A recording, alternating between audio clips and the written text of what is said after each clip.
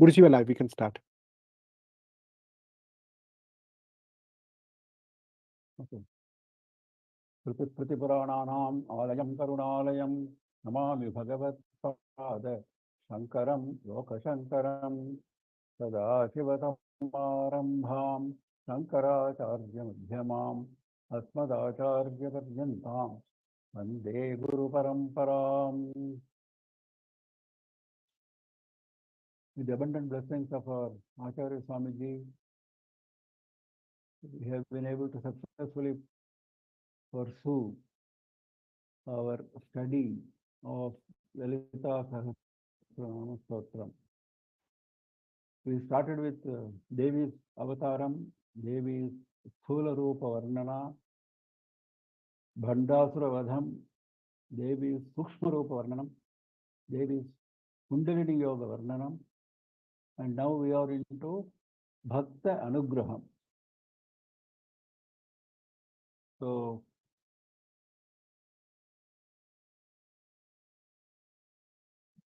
we said Bhavani Bhavanagamya Bhavaranya Kutharika. We stopped with that. Continue.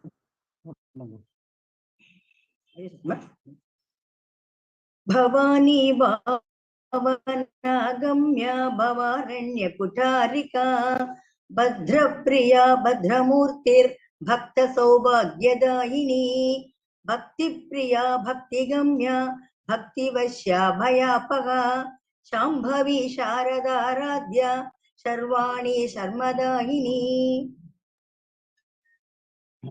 We stopped with Bhavaranya Kutharika last time. She is like an axe for cutting down the forest of samsara. Bhadra Priya. Bhadra means auspiciousness, Mangala. Bhadra Priya means she always likes to grant auspiciousness to devotees. Bhadra Priya. Bhadra Murtihi. She is herself of the form of auspiciousness. Mangalaya Tanam. Many slokas. Mangalaya Tanam Harihi. So like that. Devi is of the form of Mangalam. So Bhadra Murtihi. That means, what does all this mean? All this means, the moment we start thinking about these various names, the moment we start chanting these various names, these qualities come and adhere to our mind. Our mind start attracting these qualities. So we start losing our natural inauspiciousness, our natural evil tendencies, and we start developing auspicious, virtuous, good qualities. That is the purpose of going into so much detail. If you see, many slokas have been allotted for describing these various qualities, auspicious qualities. This is the very purpose of that. Bhakta Saubhagyadayini, granter of good fortune to devotees. Now, good fortune means unexpected fortune. This is how it is defined. Something which you have planned, which you have worked for, which you are expecting, okay, fine, that anyway you will get. But something which you never expected, even in your dreams, you get all of a sudden. That is special good fortune. So she grants even such good fortune to devotees. Granting of ordinary things is okay. That is routine. But even unexpected good fortune, she showers on her devotees. And Bhagya is a term related to Bhaga. Bhaga is a term which has many connotations, which has a connotation of fame, which has a connotation of wealth, etc., etc. Now, all those aspects of well-being are granted in abundant measure by Devi. Bhakti Priya. Bhakti Priya, she loves devotion of devotees. If you show devotion to Devi, she loves that devotion. Why?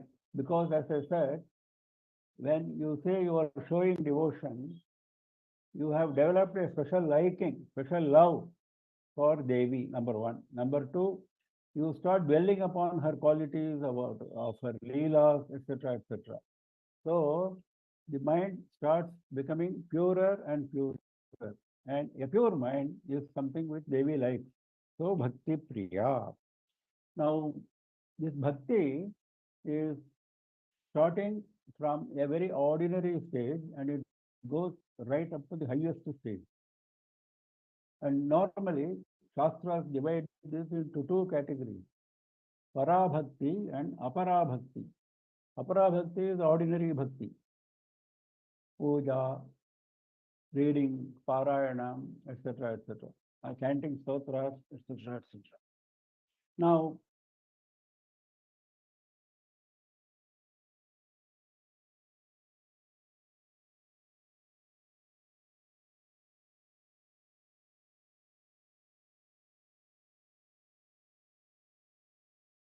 Parabhakti is something which is extremely superior. That is why Shastras equate it to Jnana. Because Jnana Devahi Kaivalyam, Shastra says, you will get moksha only when you get Jnana. And this Jnana, which is the highest, which is going to get you moksham, is equated to Parabhakti, the superior bhakti. Because at the stage of Parabhakti, you see only Devi everywhere. You don't see anything else. You don't see creation. You don't see created objects. You don't see something which you like, something which you dislike, etc., etc. All those stages are gone. So that is Parabhakti. And that is same as Jnanam. That is Samadarshanam. So that is what is indicated here when he says Bhakti Priya. This Samanya Bhakti, which is Apara Bhakti, matures into Parabhakti. That is conveyed in this famous slokam. Shravanam Kirtanam Vishnoho Smaranam Padasevanam Archanam Vandanam Dasyam Sakhyam Atmanivedanam. Now starting with Shravanam, which is the simplest, easiest way of developing bhakti, going to Atmanivedanam, which is the highest, most toughest, completely surrendering oneself, losing oneself completely, losing one's identity completely. That is Atmanivedanam. Same thing is mentioned by Narada in his Bhakti Sutram, famous Narada Bhakti Sutram. He says about this bhakti, which he calls as Mukhya Bhakti or Vishesha Bhakti. He says, Sa Paranurakti Ishvare. Sa Para Anurakti Ishvare. When you show to Devi extreme, abundant, Para Anurakti, extreme love, abundant love, you don't need anything for yourself. Whatever you have submitted to Devi. That kind of dedication is Para Anurakti. So he says that is Bhakti. Now, Bhakti is defined in various granthas, and we saw it in Shivananda Lahari beautifully. Ankolam Nijabija Santatihi Ayaskantopalam Suchika Sadhvi Naija Vibhum Lata Kshitiruham Sindhustarid Vallabham Prapnoti Yada Tada Pashupatehe Padarvindadvayam Keto Vrittirupeti Tishtati Sada Sabhakti Rityuchyate. Sabhakti iti uchyate. That is bhakti. That means what? Other levels of bhakti are ordinary. This is the real bhakti, highest bhakti. And then he gives several examples. And finally, he says several examples. He says the final example he says is Sindhu Sarid Vallabham. Just as a river loses its identity completely when it goes and merges with the ocean. That kind of merger. Pashupatehe Padarvindadvayam Cheto Vrittihi Upetya Tishtati. Tishtati is important. We also meditate on Bhagavan. We also chant stotras, etc., etc. Momentarily we are carried away by emotions of bhakti. But Cheto Vrittihi Upetya Tishtati. You stay there permanently. Tishtati means you stay there permanently. Your mental mode, Cheto Vritti, goes to the lotus feet of Shiva and stays there. That is how he defines bhakti in Shivananda Lahiri. So anyway, so that this kind of bhakti is very much liked by Devi, Bhakti Gamya. Now, if you have this kind of bhakti, she is easily available for you. Bhakti Gamya, attainable through bhakti. Now, this attaining, Gamya, attaining has been defined in three ways in Shastras. One is direct darshan, because many saints have laid a lot of emphasis, including Ramakrishna Paramahamsa, on direct darshan. He spent many nights praying to Kali for darshan. She was about to kill himself because Kali was not giving him darshan. So, this direct darshan is one of the ways of attaining Devi. Second is knowing. Knowing Devi. Knowing means what? Knowing means knowing intimately. Becoming her. The third is becoming, attaining. The third is becoming. Knowing is just short of becoming, because once you become, two is gone, only one is there. Whereas in the stage of knowing, it is still in the stage of two. Duality is there. So this is how it is. Darshan also is dual. It's a little more distant than knowing. So seeing, darshan, knowing, and attaining. Now this has been beautifully mentioned by Krishna Bhagavan in Bhagavad Gita. Bhaktya tvananyaya shakyaha ahamevam vidhorjuna. Bhaktya tu ananyaya shakyaha. Ananyaya bhaktya shakyaha. If you have bhakti which is single-minded, concentrated, ananyaya, then only this is possible. Jnatum drashtum cha tatvena praveshtum cha parantapa. He says all the three here. Jnatum drashtum tatvena praveshtum. Drashtum is direct vision, darshan. Jnatum, knowing. Knowing, not knowing intellectual level like we all know. No. This is knowing at an emotional level. That means you cannot live without Devi being with you. So that kind of intimacy, that is Jnatam. Then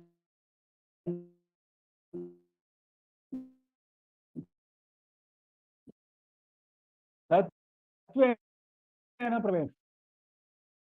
Entering Tvena Pravesham. To enter into Bhagavan or Bhagavati in terms of principle, in the level of principle. So Tatvena Praveshtam. So he says all the three. This is Bhakti Gamya. So Bhakti leads you to all these levels of attainment. Bhakti Vashya. Now once you show Bhakti, Devi comes under your sway.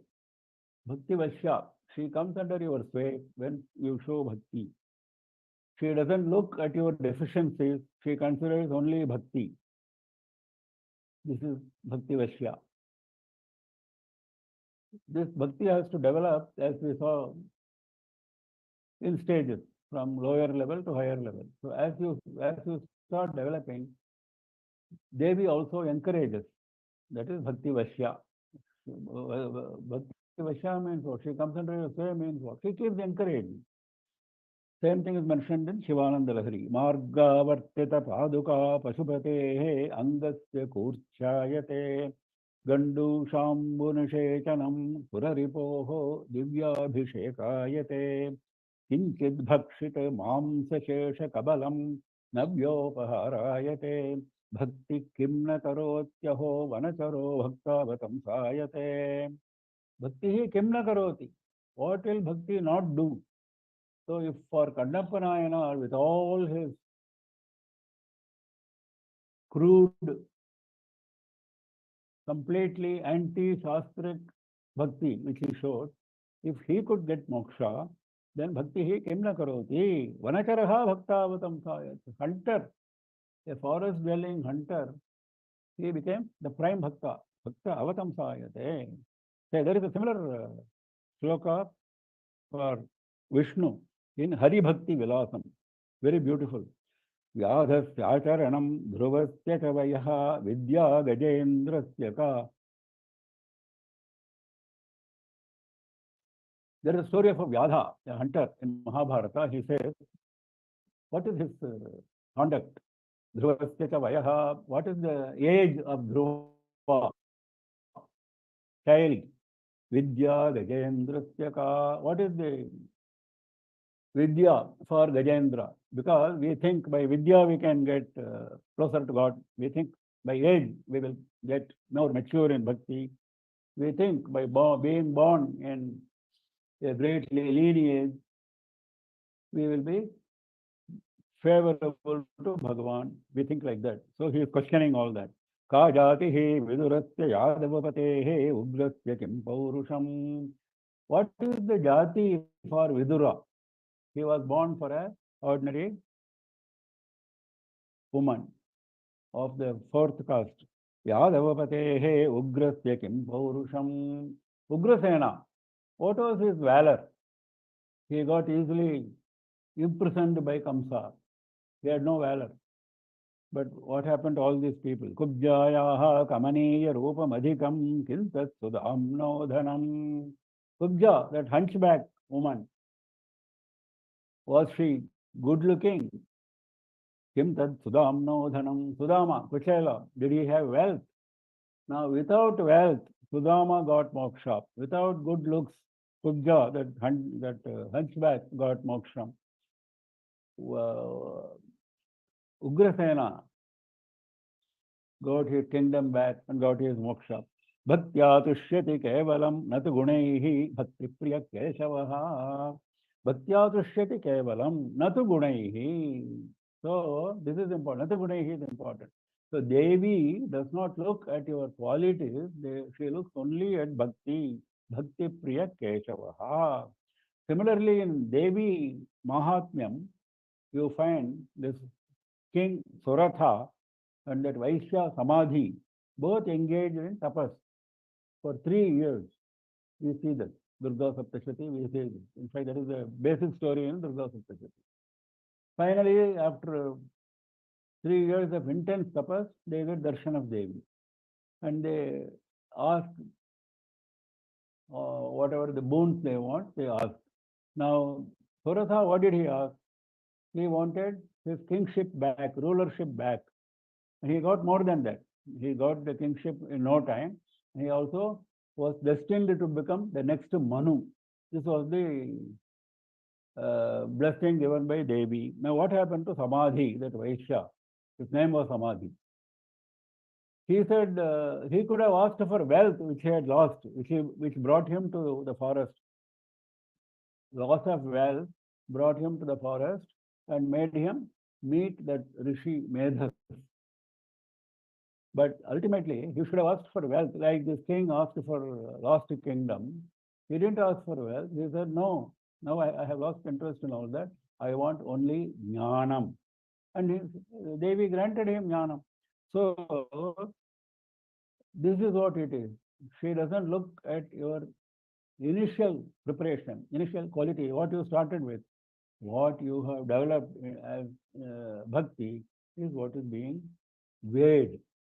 So, bhakti gamya, bhakti vashya, bhayapaha, remover of fear. Now, Devi Mahatmyam in Phalashruti, a lot of it is mentioned when you are in Kantara, when you are in forest, when you are in fire, etc., etc. When you are in the midst of enemies, you think of Durga Devi, she will come and protect you. Now, that is okay, fine. But actually, Shastras refer to the greatest fear as samsara. Samsara is the greatest fear. Now, Devi protects you from that fear also. She protects you. She lifts you up from this quagmire of samsara and she rescues you.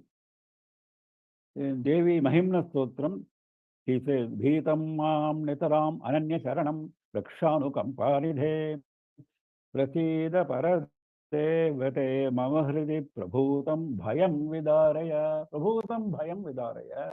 Remove, break this terrible fear. This is what he says. Prasida paradevate. Please grant me your blessing. Next is Shambhavi. Bhayapaha Shambhavi. Shambhavi The straight meaning is consort of Shambhu, Shambhu being Shiva.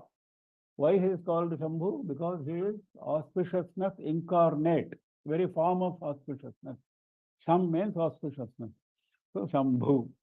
Now, this is the direct meaning. There are a lot of other meanings derived by Vidwans. One of the meanings is Shambhu Bhaktas, Shiva Bhaktas are known as Shambhavas. And Devi is the mother of all those Shiva Bhaktas. So she is Shambhavi. That is one meaning. Then other meanings are in Shakta Puja, there are several mudras, many mudras. Dashamudra Samaradhya, LALITHA SAHASRANAMA says. 10 mudras are important. There are many mudras in fact. Now all those mudras are part of the puja of Devi. Now one of the mudras is Shambhavi mudra. Now that since that is very important, this refers to Devi being in the form of Shambhavi mudra. And Shambhavi Diksha, there is another Diksha. There are many Dikshas, many mantra Dikshas. Guru initiates the Shishya into these Dikshas. So one of the important Dikshas is Shambhavi Diksha. Now another thing is, Devi Bhagavatam refers to Kumari Puja, which we all do during Navaratri. Age of 2 up to the age of 10. So first day of Navaratri, you do puja to the 2-year-old girl, then next day 3-year-old, and go on and so on. Last day 10-year-old girl. I mean, not necessarily in that order, you can do anyway, but this is what is recommended. It's not a must, it's a recommendation. Now each day, each Kumari of that particular age, there is a stotra given in Devi Bhagavatam. You utter the stotra, do that puja to the Kumari. Now for 80-year-old Kanya, she is called Shambhavi, Ashtavarsha Shambhavi, he says. Then worshipped by Sarada, Aradhya, worshipped by Sarada. Sarada means Saraswati, normal meaning. Other meanings are worshipped during Sharatkala, Sarada Aradhya. Sarada means Sharatkala, which is autumn season, because the Sharatkala Navaratri, Ashta Navaratri is the most important out of the 4 Navaratris. And Devi is specially worshipped during that Navaratri. So she is Sarada Aradhya. Another meaning is Visharada or Pandita. Visharada means one who is an expert. Now, worshipped by Visharada is Sharada Aradhya. That means worshipped by learned people. Then Sharada, we saw is the name of Saraswati. Sharada is also a name of Devi. Sharada Aradhya means she is worshipped in the name of Sharada.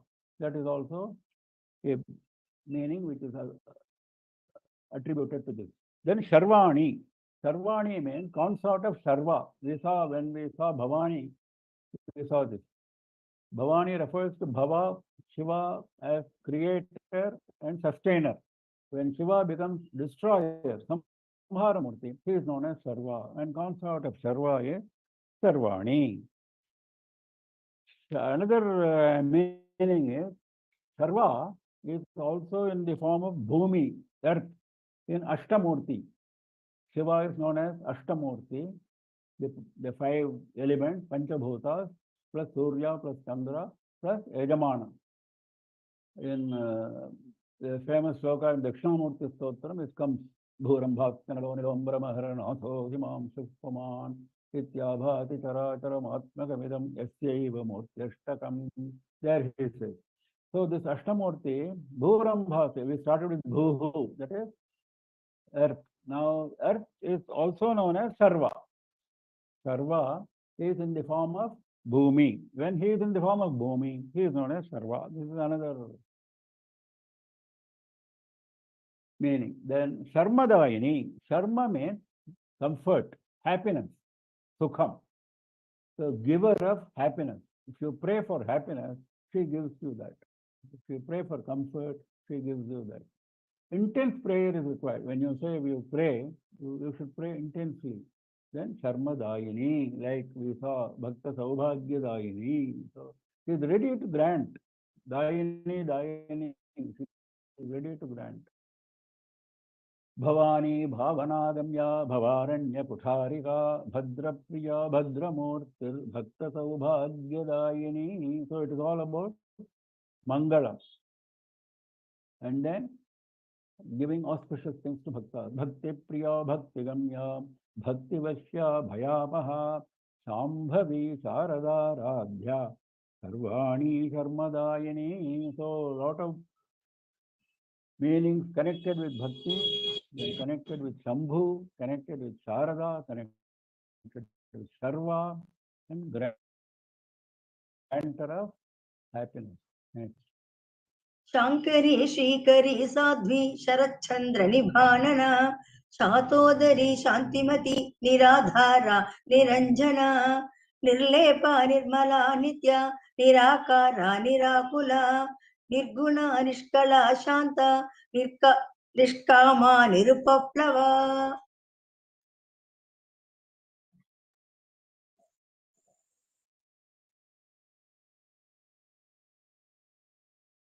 Shankari, Shrikari, Sadhvi, Sarachandra, Nibhanana.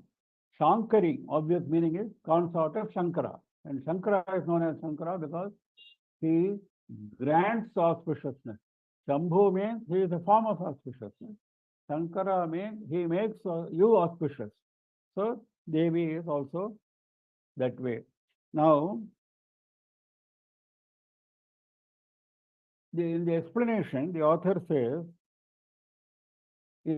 in every creation, every cycle of creation, at the beginning and during the process of sustenance, and at the end, towards the time of destruction,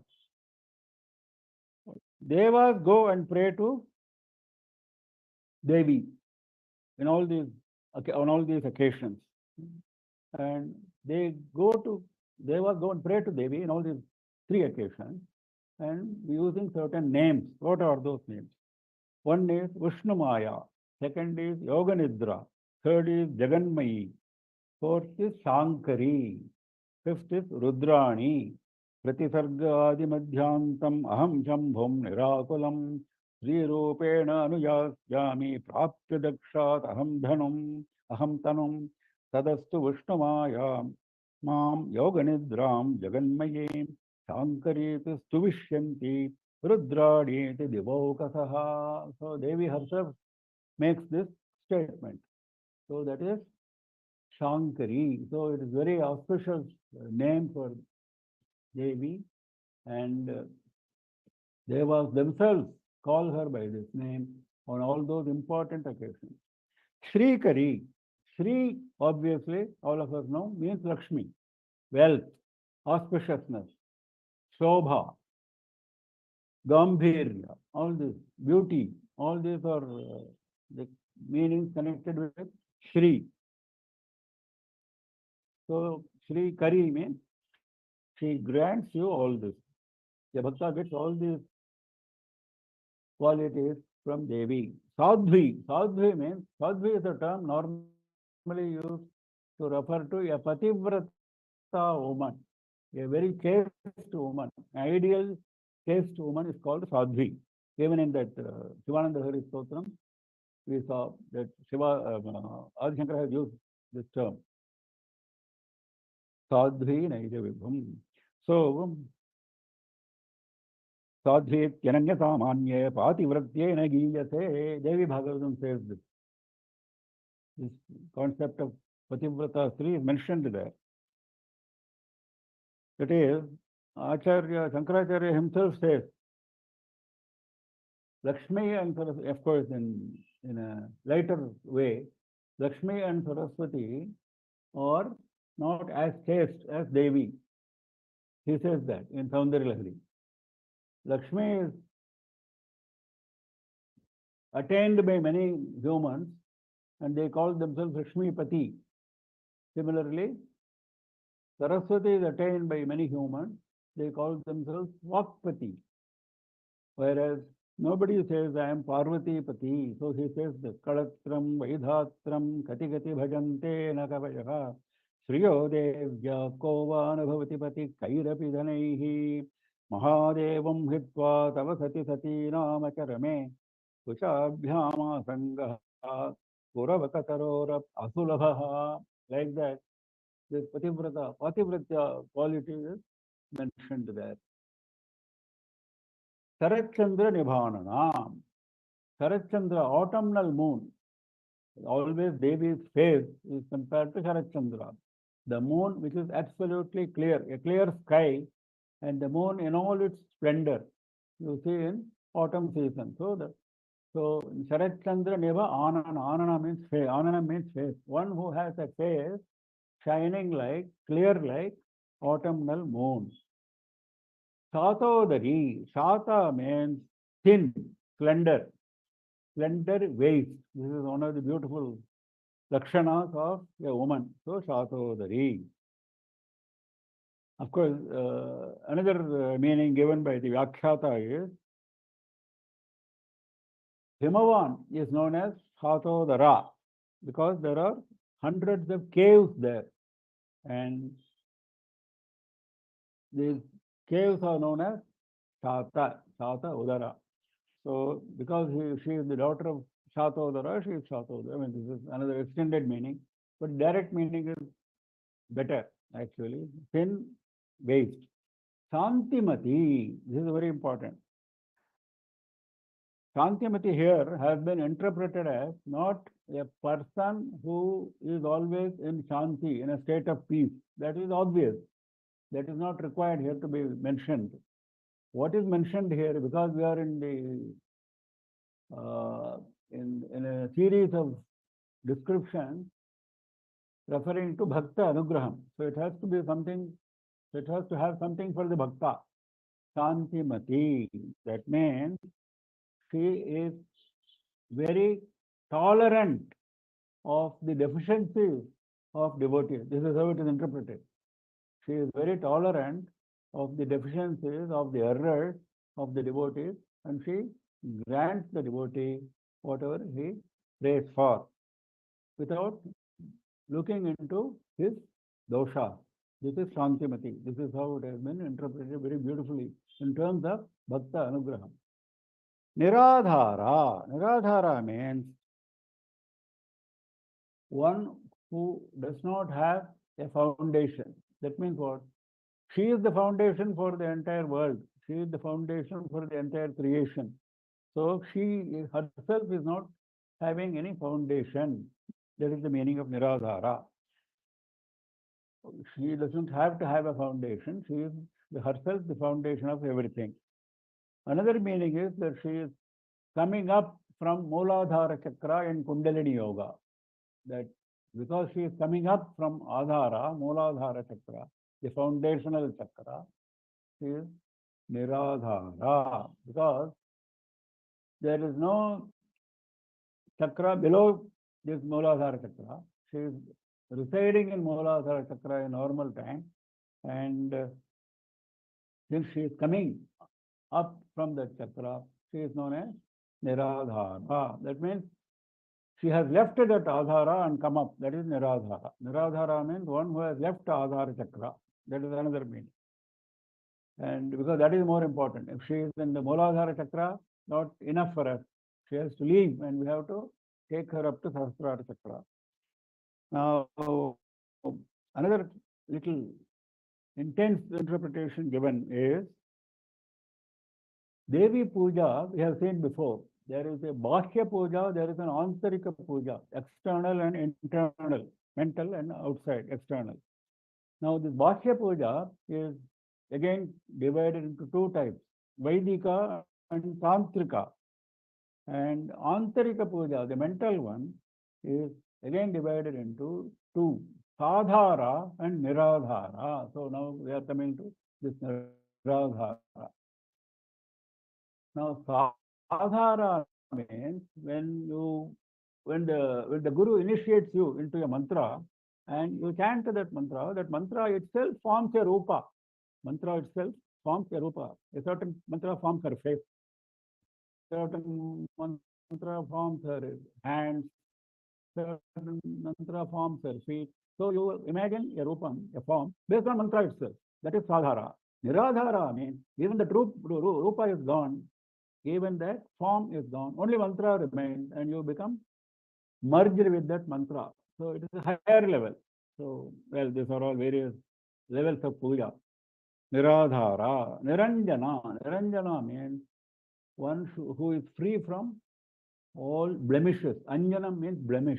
Actually, Anjana means the collyrium which is applied to the eye, which women apply to their eyes. That is called Anjanam.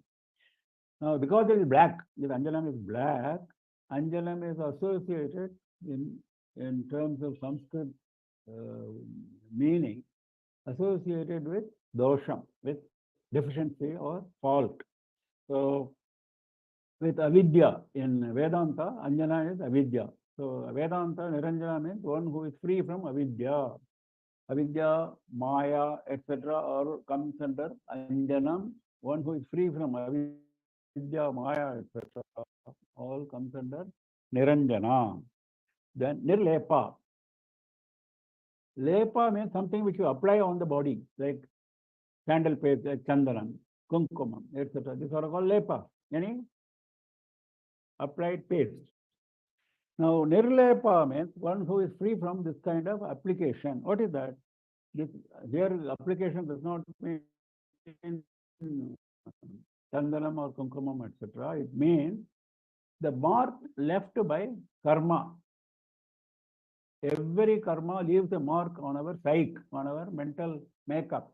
Every karma, every thought, every action leaves a mark. That is why we have crores and crores of janmas and crores of vasanas. Now, all these vasanas are, what is vasana? It's a tendency. It's a mark left by previous charitram, previous action, previous karma. So, now Devi does not have this kind of mark. She has no janma, she has no karma sambandham. That is what it means. Nirlepa. No mark left by karma. She is of the form of jnana. Even for a jnani, there is no karma. Jnanagni dagdha karmanam. He has burnt away all his karma. So, the question of Devi having any karma doesn't arise. Namam karmani limpanti. Bhagavan says in Gita. Lipyate nasa papena padmapatramivambhasa. This is another statement in Gita. No papa, no karma attaches to him, to a jnani. So, lepa. Then nirmala. Mala means dirt. Nirmala means free from dirt. Now, free from dirt means, here in Vedanta, dirt means ajnana. Dirt means ajnana. All the jivas are generally rolling in dirt because dirt is associated with ajnana, ahankara. Ajnana starts from ahankara. So everybody has got ahankara, everybody has got ajnana. Till you become a full-fledged jnani, you are having this malam. So nirmala, free from this kind of ahankara, ajnana. Nitya. Nitya obviously means someone who is at all times present. She is not divided by time. Our forefathers lived some centuries ago. Our future generations will come after us. And we will be here only for a short time. So these are all time limitations. We are divided by time. Nobody can say, I will be there all the time. Nobody can say. Even Brahma has got a certain lifetime. 100 years of his year calculation. We have seen that before. So, everybody is bound by limitation of time. One who is not bound by limitation of time is Nitya. Past time, present time, future time, this past, present and future does not apply to her. This is direct meaning. Indirect meaning is these Tithi Nitya Devis. We saw before, 15 Devis are there from Prathama to Paurnami, who are Amshas of Lalita Parameshwari. So they are known as Tithi Nitya Devis. Since they are Amshas, Devi is in the form of those Nitya Devis. Nirakara. Nirakara means one who does not have a form. Now, here onward, all negatives are being grouped together. What is the negative being grouped together? This is Nirguna Brahman. Now, so far, we were talking about quality. Ananta Kalyana Gunam, we say, isn't it? Abundant, auspicious quality. We need them. We need compassion. We need compassion from Devi. We need those auspicious qualities. And we want auspiciousness in our lives. We are all craving for auspiciousness. So we need that. So we are at that level. So all those details were given so far. Now we have to go higher. Once you go higher, it is a Parabrahman stage. Parabrahman does not have a form. Nirakara, Nirguna, Nishkala, all that is coming now. Akaram is form, formless. Because the moment you associate a form, that is a limitation. Like we saw, time is a limitation, form is a limitation, name is a limitation, face is a limitation. All these are limitations. For Jiva, Devi cannot have all these limitations. Nama Rupa, this is the identity for a Jiva. He has to have a Nama, he has to have a Rupa. He has to be confined to a certain space, he has to be confined to a certain time. Now, these are all limitations. Upadhis, Nirupadhis comes later on. These are all Upadhis, limitations. Now, Akara is one of the Upadhis, like that, form. If you are in this form, that means you are not in any other form, isn't it? Form is a limitation for you. So, when you are talking about Parabrahma Tattvam, she is beyond all this, because she is of the form of Jnana, Samvid Rupini. So, Samvid Jnana does not have a form. Nirakula. Akula means getting vexed, getting miserable. That is Akula. Nirakula, obviously, she doesn't get vexed, she doesn't get confused, she doesn't become miserable, because getting vexed, getting miserable, getting confused is all part of Jiva's qualities, because Jiva is clouded with avidya, because he has not been exposed to jnana. Once he gets jnana, all this akulam will leave him. So she does not have any of this problem. Nirguna.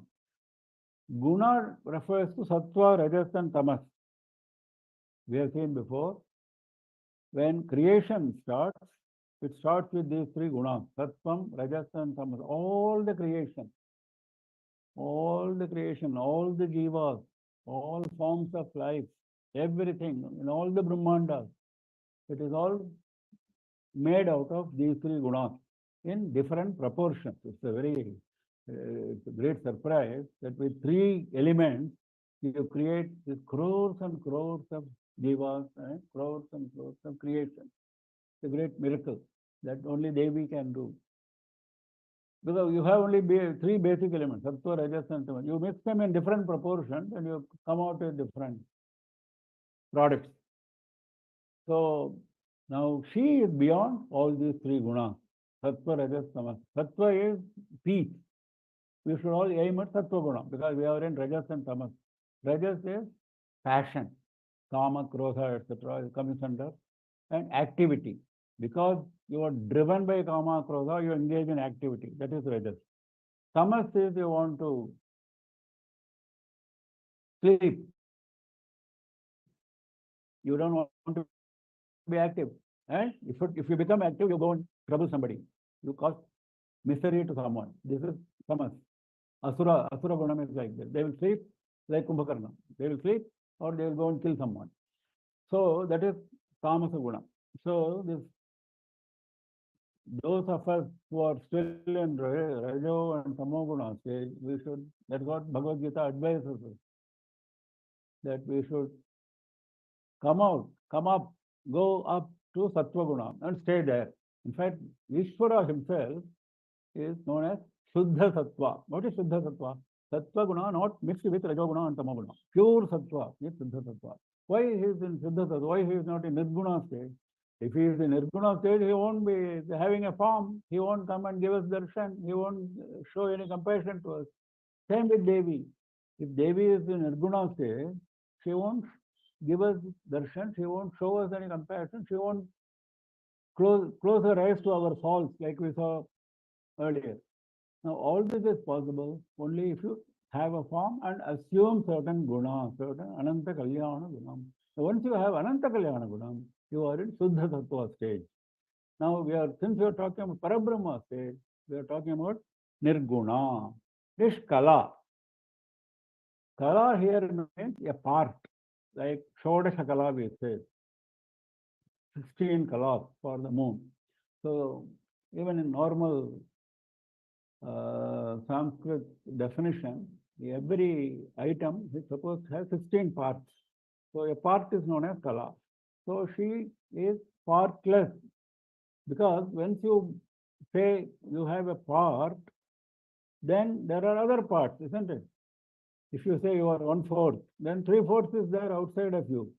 Because there is nothing outside of Devi, there is only one entity, that is Devi. You cannot have a part. Once you have a part, then it becomes many. One cannot become many. This is the basic thing. One is only one, Advaitam. So, Nishkala. Dhyanam ya Nishkala Chinta Niradhara Nirashraya Natu Dhyanam Sharirasya Mukhahastadi Kalpana. So says Shastra. If you are really in the Parabrahma Swarupa Dhyanam, it will be Niradhara, Nirashraya. Nirashraya means same as Niradhara, that means having no support. Dhyanam ya Nishkala Chanta, so free from parts. Natu Dhyanam Sharirasya Mukhahastadi Kalpanam. It is not meditating on a body which has a face, which has hands, etc., etc. Because if you are talking about a hand, then it is a part. Then you have to talk about another hand. Then you have to talk about feet. You have to talk about face. Then each is different. So how to justify this? How to justify that the state of partlessness, the state of whole, state of being one? How can you justify it with a form? That is why we have to say that she is formless. All this form, etc., is a coming down for the purpose of blessing us. Now comes Shanta. That Shantimati was defined in another manner because of this. Shanta means one who is ever at peace. Because she does not have any worries, she does not have anything to worry about. No kama, krodha, lobha, moha, mada, matsarya. So she is always in peace. Actually, Bhagavad Gita defines peace as moksham. Ashantasya kutas sukham, he says. If somebody is having ashanti, how can he ever have happiness? So that is Shanta. Nishkama. Nishkama means there is nothing to be attained by her. If you are looking for something, if you want to attain something, you have kama, desire. We should all have kama to attain Devi. That is a different thing. That is only kama we should have. We should not have any other kama. So, since she is herself that Jnana Swarupini, she cannot have any kama. So, Nishkama. Avapta Akhila Kamayaha Krishnakam Vishaya Bhavet. Devi Bhagavatam says that. Avapta Akhila Kamayaha. Since she has already attained all the desires, in fact, she fulfills all the desires of devotees, where is the question of she getting affected by a desire? That is the question. Nirupaplava, it's a very interesting name.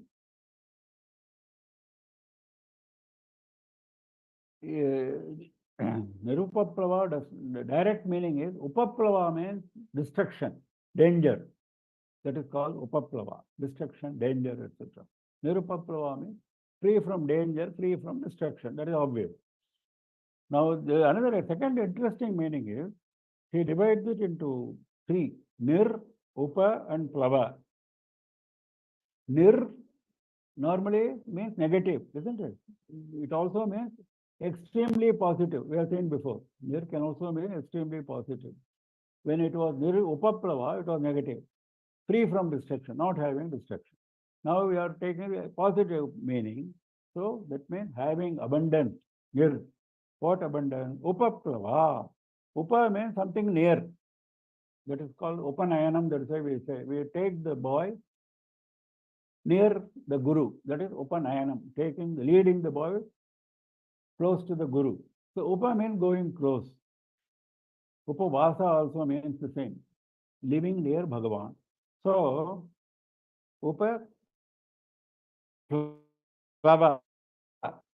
Now plava means that is where the interesting meaning comes. Plava means inundating with amritam.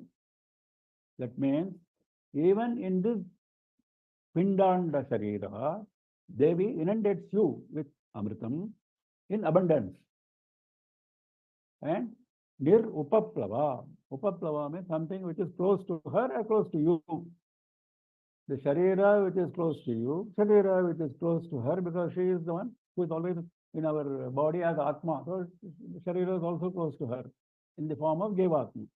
So something which is close is Upa, and there she is showering Amrita, Plava, inundating with Amrita. Nir means in abundance. This is another beautiful meaning, Nirupa Plava, not a normal meaning. So we have various qualities. Now we started going into the Parabrahma Swarupa, which is free from Namarupa, etc.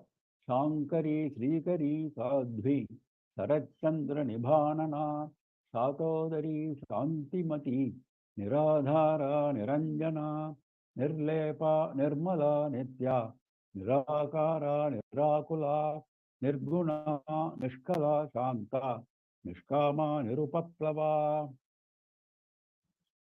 नित्यमुक्ता निर्विकारा निष्प्रपञ्चा निराश्रया नित्यशुद्धा नित्यबुद्धा निरवध्या निरन्तरा निष्कारणा निष्कलङ्का निरुपाधिर् निरीश्वरा नीरागारागमथनी निर्मदा मदनाशिनी. In the same way, we are continuing. Nitya Mukta. That means ever free, ever liberated. That is obvious. We are all bound. We are waiting for liberation.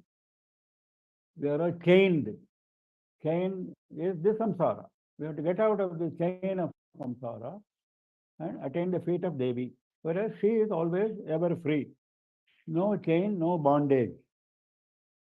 In fact, those jnanis who are also known as Nitya Muktas, she is in the form of them, isn't it? That is another meaning, Nitya Mukta. She is in the form of those jnanis who are ever free, who have attained that freedom. Nirvikara. Vikara means change. Now, when our birth takes place on this earth, 6 stages are mentioned in our growth, out of which 4 are important. The childhood, the youth, the middle age, and the old age. Then birth and death are added, then it becomes 6. So these are vikaras for the body. But Atma does not have any vikara. That's what Bhagavad Gita teaches us, isn't it? It is the body which undergoes vikara, change, whereas the Atma does not undergo any change. That is nirvikara, because she is free from these kinds of changes. Nishprapancha. Prapancham is this world around us. Why it is called Prapancha? Because it is made of Panchabhutas, 5 elements. Akasha, Agni, Vayu, Jalam, and Earth. Now, Jalam and Bhumi. Now, these 5 Panchabhutas together constitute all the constituents of this universe, isn't it? Now, that is why it is called Prapancha. Now, Nishprapancha means she is not bound by Prapancha. We are all bound by Prapancha. Can we live without the earth? Can we live without water? Can we live without space? Can we live without air? We are bound by this. Our body is made of these five elements. Our life is dependent on these five elements. Everything revolves around these five elements. Whereas she is the one who created these five elements, and she is completely beyond, not dependent upon. She is not dependent on anything because she is Jnana Swarupini. For Jnana, there is no external support required. That is the basic thing which is described in several ways. Prapancha. Nirashraya. Ashraya again. Ashraya means support. We all need support. Support of these five elements. Plus, in grosser terms, the child needs his mother. When you go to office, you need the support of so many people. All our life, we need the support of something or the other. Without support, we have no life. That is because our life is dependent, interdependent. We are all interdependent. Whereas there is no interdependence for Devi, obviously. So she is Nirashraya. And in fact, she is the Ashraya for others. For the whole universe, she is the Ashraya. She is the support. So she doesn't need any, like Niradhara. Vishwam pratishthitam yasyam tasyat putra pratisthitihi. Devi Stotram says, the whole universe is supported in her. Where is the question of her needing a support? Nitya Shuddha, Nitya Buddha. Now these are very beautiful terms because Jnanis are always described as Nitya Shuddhas and Nitya Buddhas. You see Vedanta descriptions of Jnanis, they are always described as Nitya Shuddha Buddha. Means what? Ever pure, ever liberated. Nitya Shuddha, Nitya Buddha. Ever pure, ever liberated. Because there is no dirt. Shuddha means pure, no dirt. What is dirt? Dirt is avidya. Dirt is avidya which causes all this train of kama, krodha, etc. So, asparshascha mahan shukihi atyanta malino deho dehi atyanta nirmalaha. Smriti says this. Smriti says this. It is the body which is dirty, and she has nothing to do with body, so she is Atma, she is Nirmala, she is Nitya Shuddha. Nitya Buddha means always accompanied with Bodha. Bodha means Jnana. Always awake to Jnana. Always awake to Jnana. Can we say this about any ordinary human being? No. Because we are swayed by so many external forces. If you are swayed by any force, you are not Nitya Buddha, obviously. Because you should be permanently stationed in your Jnana stage. Then only you are Nitya Buddha. Nitya, see, ever. Nitya is important there. At no point of time you can leave your Bodha state, Jnana state. Similarly, at no point of time you can leave your Shuddhi state, purity state. So Nitya Shuddhi, Nitya Buddhi is very important. So these are all qualities which we should be aiming at. That is why we are describing Devi with all these qualities. Next is Niravadya. Avedya means fault, free from fault. Fault means something which you have done error free. When you are doing some mathematics, if you make a mistake, that is an error, that is an avadya. So Niravadya means free from error, free from sin. Then Nirantara is very nice. Antara means space. Space between one object and another object is antaram. Space as well as time. Something which happened yesterday, something which is happening today, there is an antaram of time. Something which is here, something which is in the next house, there is an antaram of space.